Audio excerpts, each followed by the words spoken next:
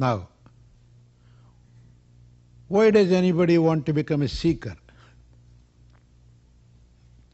Why can't they just enjoy life and whatever comes, fine? Name, fame, money, possessions, positions, possessions. They can just enjoy.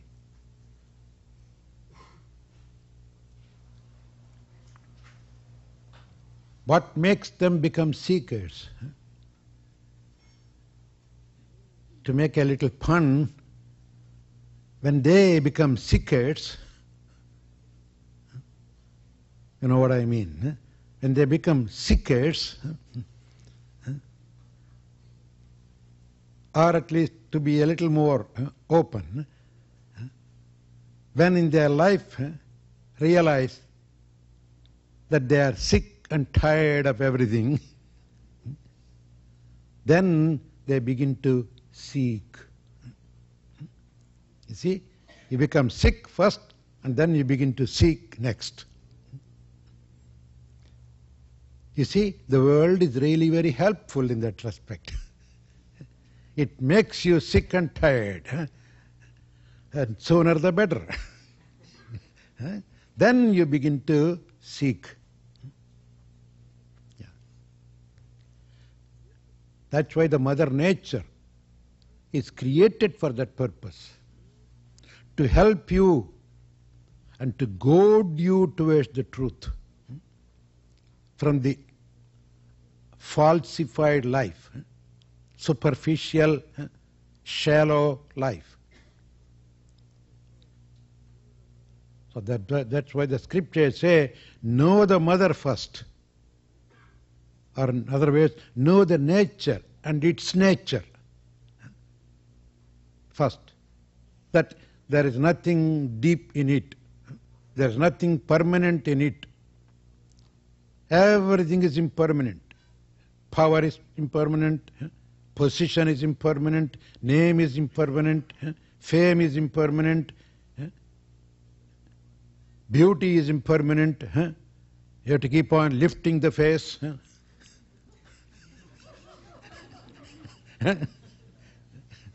Changing the nose. Nose is impermanent. Money is impermanent. Look at that budget problem now. It's all collapsing now. Dollar is impermanent. The other day, Chidanandaji was telling me that is it in Lebanon? It was 3, is it Lebanese pounds? For 3 pounds for $1 in those days.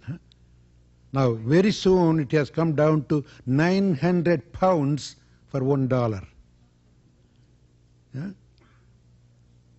One American dollar can buy only 3 Lebanese pounds in those days.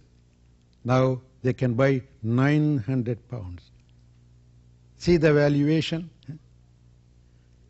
So what is permanent? The dollar, even dollar itself. In those days, you by $1 you can buy a lot of things. Now for the same thing you have to pay at least $100. It has become, present dollar is a penny in those days. And that is the lesson that the world or the Mother Nature is trying to tell us. It's all right, use us, handle us, keep us, but do not depend on us for your permanent happiness. Patanjali in Raja Yoga says, Dukkhameva sarvam vivekinaha. For a viveki, for a person who has the discriminative faculty, who can discriminate which is permanent, which is impermanent, for such a person, everything is painful. There's nothing really happy in this world. You get excited, you lose depressed, keep on changing.